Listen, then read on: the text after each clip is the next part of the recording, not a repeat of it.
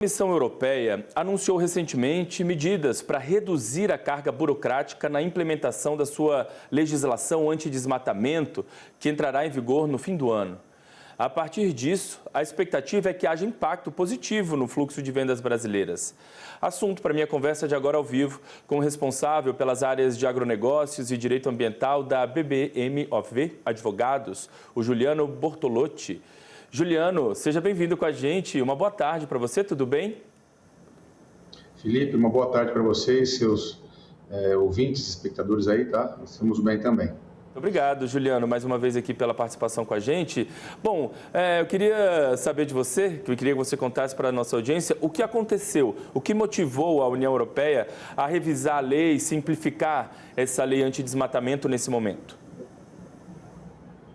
Bom, a gente sabe que a lei antidesmatamento feita pela União Europeia em 2023, né, com algum viés ambiental, mas também muito viés comercial, impôs alguns ônus, né, para os países, principalmente os países tropicais, para poder exportar para os países da União Europeia, que são hoje em torno de 27, né, tais como a rastreabilidade, não poder ser produtor oriundo de área desmatada depois de 2020, sendo desmatada de forma legal ou ilegal, algumas regras de conformidade, seja sociais e, no caso, trabalhistas, né?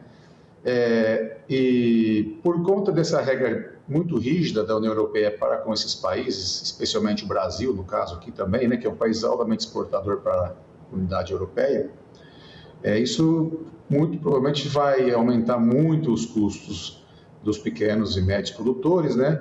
E além de dificultar muito para qualquer produtor essa questão da rastreabilidade para poder se tornar elegível para poder exportar lá para a União Europeia. E diante da pressão não só do Brasil como mundial, no caso Brasil, Indonésia, Colômbia, os países tropicais que exportam para a União Europeia, pediu-se, na verdade, um prazo maior para adequação disso aí, né, das normas de rastreabilidade e tudo mais. E com essa última flexibilização que teve agora nesse ano, no final do ano passado, é exatamente para atender este pleito. Não que, na verdade, a lei europeia de desmatamento teve alteração. Ela foi flexibilizada em alguns pontos diante da pressão internacional nesse sentido, né? Dentro dessa flexibilização, digamos assim, não houve uma alteração, mas uma flexibilização. Para o Brasil, para o agronegócio brasileiro, essa medida ela é bem-vinda de qualquer maneira? Felipe, por exemplo, um dos casos bem simples, o que ela entrar em vigor agora já em 2024 foi prorrogado para 2025, tá? Dezembro de 2025, para as grandes empresas, né, grandes produtores rurais, o prazo de adequação, e para os pequenos e médios para junho de 2026. É um prazo mais que suficiente para essas pessoas e empresas adaptarem sua produção, né, e seus sistemas de controle e monitoramento de forma a conseguir comprovar isso para os países da comunidade europeia, que eles são elegíveis para poder exportar, tá? Esse é um dos principais aspectos.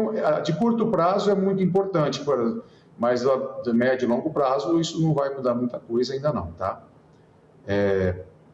Essa é a principal alteração, a flexibilização que teve e que gera impacto imediato aqui de curto prazo, né? Tem outras flexibilizações lá também, outras alterações muito pequenas e pontuais, tal como colocar outros países, né, como país alto, baixo ou médio risco. Tá?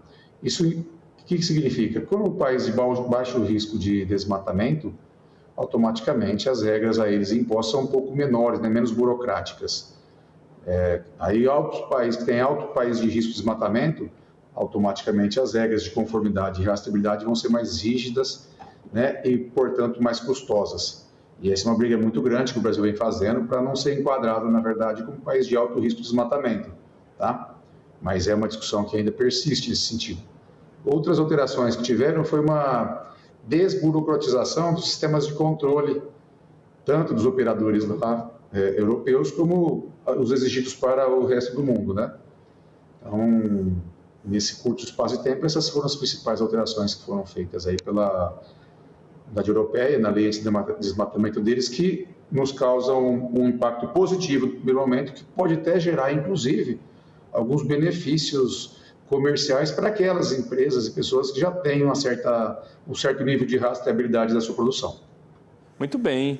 E vale reforçar aqui também que a gente tem acompanhado isso desde o começo, essas discussões, os desdobramentos, e a gente percebe que há de fato uma pressão aí de países exportadores como Brasil, Indonésia, mas há uma pressão também das próprias indústrias e empresas da União Europeia. O pessoal também estava colocando uma pressão em cima para desburocratizar um pouco, porque estava ficando oneroso para eles mesmos lá na Europa fazerem essas negociações, né? Então, existe uma pressão de dentro mesmo da União Europeia para, de fato, uma flexibilização, uma simplificação nesses processos burocráticos, né?